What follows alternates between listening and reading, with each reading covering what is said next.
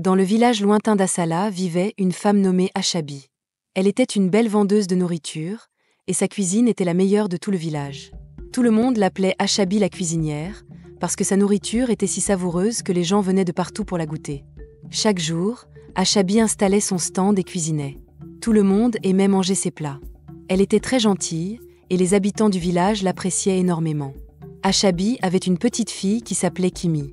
Elle aimait beaucoup Kimi et faisait tout pour la rendre heureuse. Mais la vie d'Achabi n'avait pas toujours été facile. Lorsqu'elle était enceinte de Kimi, une tragédie frappa sa vie. Son mari, le père de Kimi, est décédé. Seule, Achabi s'est retrouvée à devoir tout gérer. Pourtant, elle n'a jamais baissé les bras.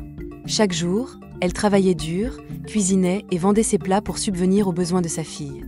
Elle aimait Kimi plus que tout au monde. Les villageois voyaient tous à quel point Achabi travaillait sans relâche et ils l'admiraient. Ils savaient que sa vie n'était pas facile, mais Achabi ne se plaignait jamais. Elle souriait toujours et prenait soin de Kimi du mieux qu'elle pouvait. Achabi et Kimi étaient inséparables, comme deux meilleures amies. Elles vivaient heureuses dans le village, et rien ne semblait pouvoir briser l'amour qu'elles partageaient. Mais un jour, un événement terrible bouleversa le village d'Asala. Un jeune homme fort et en bonne santé arriva au village. Il était bien connu des habitants et, comme beaucoup, il adorait la cuisine d'Achabi. Après avoir mangé l'un de ses plats, le jeune homme souriait, comme d'habitude. Mais plus tard dans la journée, il tomba gravement malade. Malheureusement, il n'a pas survécu. La nouvelle de son décès se répandit rapidement dans le village. Et avec elle, des murmures inquiétants, Achabi l'a empoisonné. Les villageois, sous le choc et envahis par la colère, n'ont pas cherché à comprendre. Comment quelqu'un d'aussi aimé, en qui ils avaient confiance, aurait-il pu faire une telle chose? Une foule se rassembla rapidement autour du stand d'Achabi. Ils crièrent à l'empoisonnement, au meurtre, sans jamais lui laisser une chance de s'expliquer. Leur colère prit le dessus. Dans leur rage, ils ramassèrent des pierres et commencèrent à la lapider. Achabi tomba bientôt au sol, sans vie. Kimi, qui n'avait que 10 ans, regarda toute la scène. Elle pleura, cria, mais personne ne l'écouta. Sa mère, sa seule famille, venait de disparaître. Achabi, cette femme gentille et courageuse qui cuisinait pour tout le monde, était partie à jamais, laissant Kimi seule au monde. Après la mort d'Achabi, la petite Kimi se retrouva complètement seule. Les villageois, incapables de s'occuper d'elle, prirent une décision difficile, l'envoyer dans un village voisin, chez son oncle Ala. Quand Ala apprit ce qui était arrivé à sa sœur, il fut submergé de tristesse. Sans hésiter, il accueillit Kimi chez lui à bras ouverts. L'oncle Ala était un homme bon, et dans sa maison, Kimi trouva une famille qui l'accepta avec amour. Ala avait déjà sa propre famille, mais ils traitèrent Kimi comme si elle avait toujours été l'une des leurs. Bien qu'elle fût encore profondément affectée par la perte de sa mère, l'amour et l'attention qu'on lui offrait commencèrent doucement à apaiser son cœur. Il veillait sur elle, lui offrant de la nourriture, un lit chaud et des gestes remplis de tendresse. Chaque jour, il lui répétait qu'elle faisait désormais partie intégrante de leur famille. Avec le temps, Kimi retrouva le sourire. Même si sa mère lui manquait cruellement, elle apprit à trouver du réconfort dans sa nouvelle vie. Elle jouait avec ses cousins, riait à nouveau, et aidait sa tante dans les tâches de la maison. Petit à petit, la lumière revint dans les yeux de Kimi. Les années passèrent. Kimi grandit et devint une belle jeune femme. À présent âgée de 18 ans, elle regardait avec gratitude son oncle Ala, qui avait tant fait pour elle. Mais ce dernier, vieillissant, savait qu'il était temps pour Kimi d'apprendre une vérité qu'il lui avait cachée pendant toutes ces années. Un jour, Ala appela Kimi pour lui parler. D'une voix calme mais empreinte de gravité, il lui raconta ce qui s'était passé, ce jour fatidique où elle avait perdu sa mère. Il lui expliqua qu'un jeune homme était mort après avoir mangé l'un des plats d'Achabi. Que les villageois, croyant qu'elle l'avait empoisonné, l'avaient accusé injustement. Et que, dans leur colère aveugle, il l'avait lapidé à mort. Kimi resta figée. Son cœur se serra comme jamais auparavant. Elle avait toujours cherché à comprendre ce qui était arrivé à sa mère, mais la vérité, maintenant qu'elle la connaissait, était encore plus cruelle que tout ce qu'elle avait imaginé. Des larmes silencieuses coulèrent sur ses joues alors qu'elle murmurait « Pourquoi ?» La douleur et l'injustice de cette histoire étaient presque insupportables. Ala posa doucement une main réconfortante sur son épaule. « Kimi, dit-il, je sais que c'est difficile, mais ta mère t'aimait plus que tout. Et maintenant que tu connais la vérité, je veux que tu gardes en toi sa force et son courage. » Malgré la douleur, Kimi sentit une étrange sérénité l'envahir. La vérité, bien qu'amère, lui apportait un sentiment de paix. Elle serra la main de son oncle et murmura « Merci ».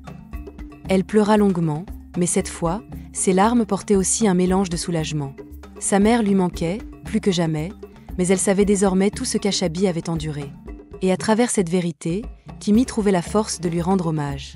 Peu de temps après que l'oncle Allah ait révélé la vérité à Kimi, un événement tragique bouleversa à nouveau sa vie. L'oncle Allah, cet homme si doux et aimant, qu'elle considérait comme un pilier, s'éteignit. La perte était immense. Après avoir déjà vu sa mère partir, Kimi se retrouvait une fois de plus avec un cœur brisé, orpheline de tout repère familial. Lors de l'enterrement, le cousin de Kimi l'approcha, le regard lourd. Ils l'assirent doucement et lui expliquèrent qu'il ne pouvait plus prendre soin d'elle. Les mots résonnèrent comme un coup de tonnerre. « Tu es grande maintenant », lui dirent-ils, « tu dois trouver ta propre voie. » Sous le choc, Kimi sentit une solitude écrasante l'envahir. Encore une fois, elle se retrouvait sans refuge, sans soutien et sans idée d'où aller. Elle pensa alors à sa mère. Ce village d'Assala, où sa mère avait autrefois été aimée, revint dans son esprit comme une lueur d'espoir. Peut-être, juste peut-être, les habitants du village pourraient l'accepter, elle, la fille d'Ashabi. Animée d'un nouveau souffle, Kimi prit une décision audacieuse. Elle rassembla ses affaires et retourna à Assala, prête à tenter de reconstruire une vie. Elle se souvenait des récits de sa mère, de la chaleur des villageois d'autrefois. Inspirée par ce souvenir, Kimi décida de suivre les traces de sa mère, cuisiner et vendre de la nourriture, espérant que cela suffirait à se faire accepter à nouveau. Une fois arrivée, elle installa un petit stand au cœur du village. L'odeur de ses plats savoureux embaumait l'air. Pleine d'espoir, elle attendit que les premiers curieux viennent goûter ses mets. Mais les heures passèrent, puis les jours, et personne ne vint.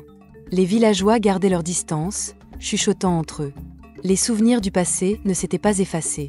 Pour eux, Kimi restait la fille d'Ashabi, la femme qu'ils accusaient encore d'avoir empoisonné un jeune homme, des années auparavant. Cette méfiance, lourde et palpable, empêchait quiconque de s'approcher de son étal. Jour après jour, Kimi préparait ses plats avec soin, pleine d'espoir qu'un jour, quelqu'un briserait ce mur de silence. Mais chaque jour, ses efforts restaient vains. Les villageois passaient, jetant des regards furtifs, et s'éloignaient sans un mot.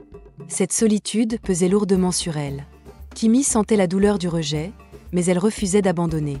Avec détermination, elle continuait à cuisiner, perfectionnant ses recettes, s'accrochant à l'idée qu'un jour, les choses pourraient changer.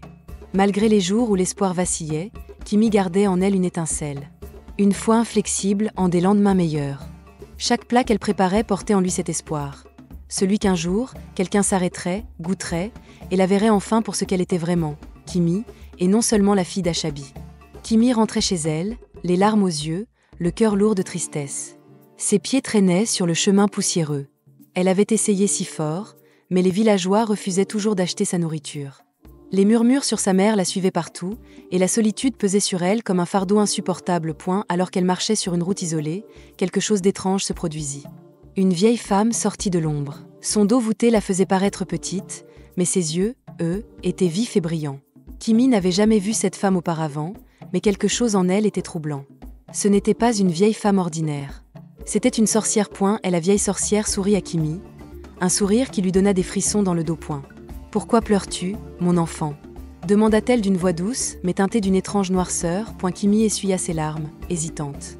La tristesse dans son cœur l'emporta sur sa peur, et elle répondit d'une voix tremblante, « Personne n'achète ma nourriture. Ils se souviennent encore de ma mère et de ce qui lui est arrivé. Ils pensent que je suis comme elle. » La sorcière acquiesça lentement, comme si elle connaissait déjà toute l'histoire. « Ah, oh oui, ta mère, Ashabi. » Les villageois la craignent encore, n'est-ce pas ? Mais ce n'est pas seulement la peur qui les éloigne, enfant. Il manque quelque chose à ta nourriture. Kimi, intriguée, fixa la vieille femme sans savoir quoi répondre. Le sourire de la sorcière s'élargit, révélant des dents tordues.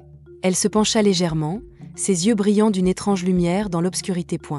Ce n'est pas le goût qui compte, murmura-t-elle. Il y a quelque chose que tu dois ajouter à ta nourriture pour que les villageois viennent à toi. Quelque chose de spécial. Kimi sentit un frisson lui parcourir l'échine. La sorcière s'approcha encore et chuchota, « Tes poils pubiens. » Kimi recula instinctivement, horrifié par cette idée. « Utilise-les pour nettoyer ta nourriture, » poursuivit la sorcière, imperturbable. « Et mélange un peu de cette substance noire à tes plats. » Elle sortit une petite calebasse de sa robe en lambeaux et la tendit à Kimi. Cette dernière secoua la tête violemment. « Non, c'est dégoûtant. Je ne peux pas faire ça. » s'écria-t-elle. La sorcière gloussa d'un rire sec et froid. Ta mère pensait la même chose, mon enfant.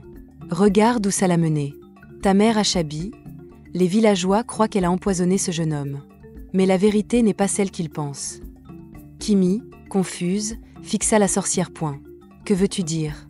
Tout le monde dit que ma mère l'a empoisonné.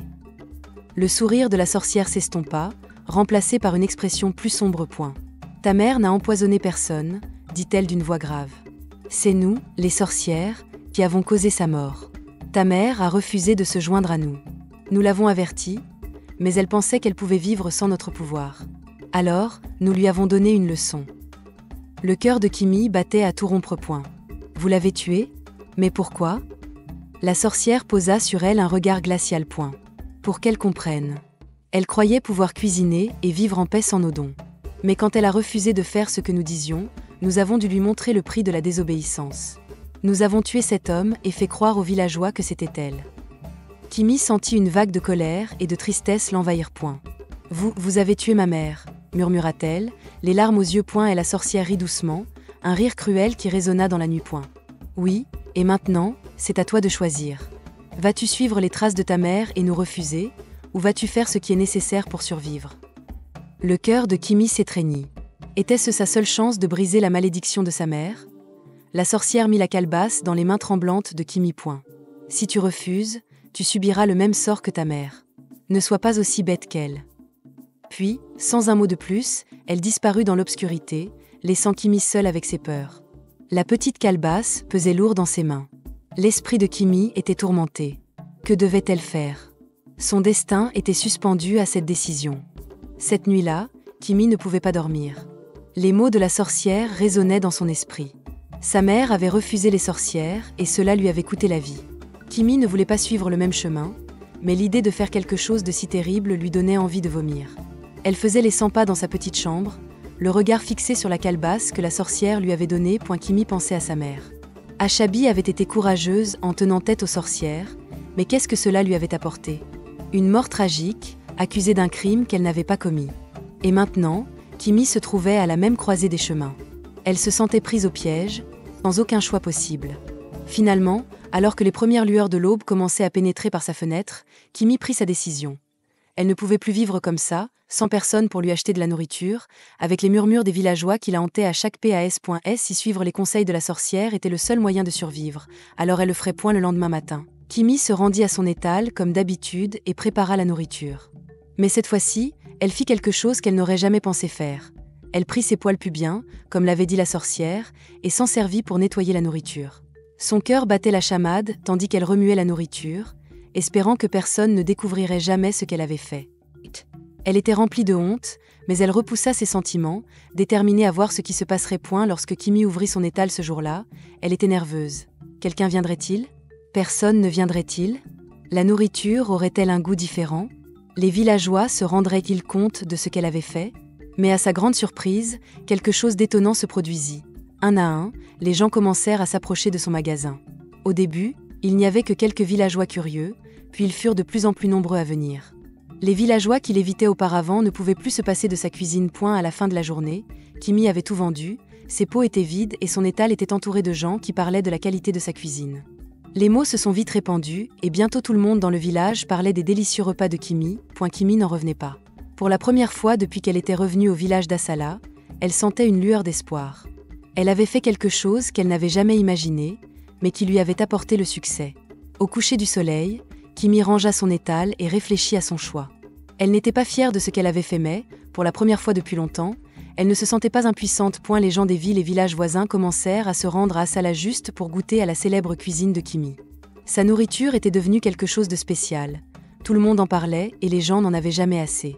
En l'espace d'un an, Kimi était devenue la vendeuse de nourriture la plus prospère, non seulement à Asala, mais aussi dans les régions environnantes. Elle était si grande que tous ceux qui passaient par là s'arrêtaient pour l'admirer. Sa maison était imposante, avec des murs solides et des fenêtres brillantes, symbole de sa réussite. Mais, même si les affaires de Kimi se développaient, elle n'autorisait jamais personne d'autre à cuisiner à sa place. Elle ne voulait pas que quiconque connaisse le secret de son succès, cet étrange et sombre rituel qui faisait que les villageois en redemandaient. Tandis que la renommée de Kimi se répandait, tout le monde n'était pas content. Les femmes du village commençaient à remarquer à quel point leur mari admirait Kimi. Elles chuchotaient entre elles, jalouses et méfiantes. Pourquoi les hommes sont-ils toujours à son étal ? Se demandaient-elles, point les femmes étaient convaincues que quelque chose n'allait pas. Elle doit utiliser la magie, disait-elle. Comment aurait-elle pu se hisser au sommet si rapidement ? Comment aurait-elle pu rendre nos maris plus à l'aise avec elle ? Mais Kimi ne prêtait pas attention au ragot. Elle était concentrée sur ses affaires et les rumeurs ne la dérangeaient pas. Elle avait tout ce qu'elle avait toujours voulu, de l'argent, une belle maison et une entreprise florissante. Les chuchotements et la jalousie des femmes du village n'ont pas pu l'empêcher de réussir. Le succès de Kimi n'avait cessé de croître. Elle était devenue la coqueluche de tous les villages. Les gens venaient de loin, attirés par la réputation de sa cuisine. Mais au plus profond d'elle-même, Kimi connaissait le prix à payer pour cette renommée. Elle tentait de l'ignorer, repoussant cette pensée sombre dans un coin de son esprit. Pourtant, ce sentiment demeurait, silencieux, tapi dans l'ombre, en attente. Par une nuit froide et tranquille, Kimi était assise seule dans sa grande maison. Le silence régnait, troublé seulement par les craquements du bois sous l'effet du vent glacial. Perdue dans ses pensées, elle sentit soudain un froid intense envahir la pièce. Le vent hurla à l'extérieur, et sans prévenir, les lumières s'éteignirent. Avant même qu'elle ne puisse se lever pour vérifier, une silhouette familière se matérialisa dans un coin sombre de la pièce. C'était elle, la vieille sorcière. Le cœur de Kimi se serra. Cela faisait si longtemps qu'elle ne l'avait pas vue. Elle avait espéré l'oublier. Mais une part d'elle avait toujours su que la sorcière finirait par revenir. La sorcière souriait, un rictus tordu sur son visage. Ses yeux brillaient d'un éclat malveillant. Sa voix s'éleva, glaçant l'air. « Il est temps, Kimi. Temps de faire ce que j'ai demandé. » Kimi sentit son souffle se couper. Elle craignait la réponse avant même de poser la question. « Que voulez-vous dire ?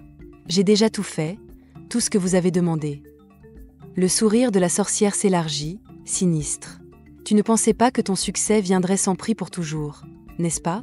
Nous t'avons donné la richesse, le pouvoir, la célébrité, mais maintenant, il est temps de rembourser. » Kimi déglutit difficilement, le cœur battant la chamade. « Mais j'ai suivi vos conseils. J'ai fait tout ce que vous m'avez demandé. N'est-ce pas suffisant ? » La sorcière secoua lentement la tête. « Non, mon enfant. Le petit sacrifice que tu as fait n'était que le début. Maintenant, nous avons besoin de quelque chose de plus grand. » Un silence pesant s'installa. Puis la sorcière déclara, d'une voix tranchante, « Nous avons besoin de ton utérus. » Le souffle de Kimi s'arrêta net. « Mon utérus ? Pourquoi ?» Les yeux de la sorcière s'assombrirent, prenant une lueur terrifiante. « Pour conserver ton succès, pour préserver tout ce que tu as gagné, tu dois renoncer à avoir des enfants. Tu n'auras jamais de famille à toi. C'est le prix à payer pour ta fortune. » Le cœur de Kimi s'emballa. Depuis toujours, elle rêvait d'avoir des enfants, de fonder une famille. Sa belle maison, si vide, elle avait imaginé remplie de rire et de joie. « Non !»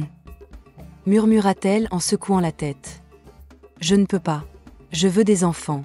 Je veux une famille. » Le sourire de la sorcière s'effaça, remplacé par un regard glacial. « Tu crois pouvoir nous refuser, Kimi ? Tu crois pouvoir briser notre pacte ? Si tu ne nous donnes pas ce que nous demandons, tu perdras tout. Ta richesse, ta renommée, ta maison, tout disparaîtra. » Kimi sentit ses mains trembler. L'idée de tout perdre la terrifiait. Mais renoncer à ses rêves d'avoir une famille, c'était encore pire. « Non, dit-elle, plus fermement cette fois. Je trouverai un autre moyen. » La colère déforma le visage de la sorcière. « Il n'y a pas d'autre moyen, Kimi. Si tu refuses, les conséquences seront terribles. Bien pire que tout ce que tu peux imaginer. » Kimi, malgré la peur qui lui tenaillait le ventre, se redressa. « Je ne te donnerai pas mon utérus. Peu importe ce qui m'attend, je ne renoncerai pas à mon avenir. » La sorcière fixa Kimi, ses yeux brûlants de fureur. « Très bien, siffla-t-elle. Tu as fait ton choix. Mais souviens-toi, tout a un prix, et le tien sera payé en totalité. » Puis, d'un coup, elle disparut, laissant Kimi seule dans l'obscurité. Seule, avec son cœur battant à tout rompre, et la peur de ce qui allait suivre. Le matin suivant la visite de la sorcière, un vent étrange siffla à travers le village, comme un présage. Dans la maison de Kimi, quelque chose d'encore plus inquiétant se produisit. La pièce secrète où elle conservait ses provisions et où elle pratiquait les rituels enseignés par la sorcière fut touchée. Un petit trou s'ouvrit dans le mur, suffisamment grand pour permettre à quelqu'un de jeter un œil à l'intérieur. C'était une femme du village qui avait toujours nourri des soupçons à l'égard de Kimi.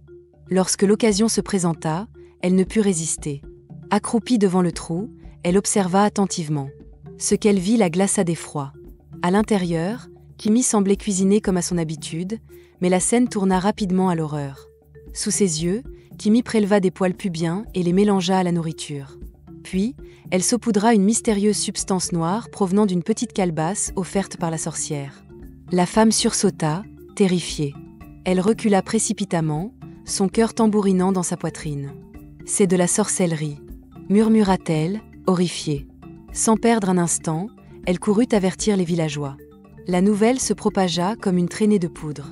Rapidement, une foule en colère se rassembla devant la maison de Kimi, leur voix résonnant de rage et de trahison. Kimi sortit pour faire face à la foule, tremblante. Les anciens du village, visage grave, s'avancèrent. « Est-ce vrai, Kimi ?» demanda l'un d'eux d'une voix grave. « As-tu utilisé la sorcellerie dans ta cuisine ?» Au début, Kimi voulut nier, mais la pression de la vérité et le poids de sa culpabilité l'accablèrent. Elle baissa la tête et avoua tout. La sorcière, les poils, la substance noire, et comment elle avait suivi ses rituels pour atteindre le succès. Les villageois furent stupéfaits. Leur admiration pour Kimi se transforma en indignation. Ils se sentirent trahis. Des cris de colère éclatèrent, réclamant une punition exemplaire. Les anciens décidèrent alors de convoquer l'oracle, une femme sage et respectée pour sa justesse. Lorsque l'oracle arriva sur la place du village, son regard perçant se posa sur Kimi. « Kimi, dit-elle d'une voix solennelle, tu as commis de graves péchés. Je te donne deux choix. Sacrifier ton utérus aux sorcières comme elles l'ont demandé, ou être condamné à mort pour tes actes. Le choix t'appartient. » Le cœur de Kimi se serra. L'idée de la mort l'épouvantait. Tremblante, elle murmura « Je choisis la vie. » L'oracle acquiesça lentement. « Alors, tu vivras. Mais à partir d'aujourd'hui, il t'est interdit de vendre de la nourriture dans ce village. Tu devras quitter cet endroit et ne jamais revenir. » Les murmures remplirent la foule. Certains villageois restaient en colère, mais d'autres semblaient soulagés. Accablée par la honte et la défaite, Kimi rassembla ses affaires. Elle jeta un dernier regard à ce village où elle avait autrefois nourri tant d'espoir. Sa vie avait basculé en un cauchemar.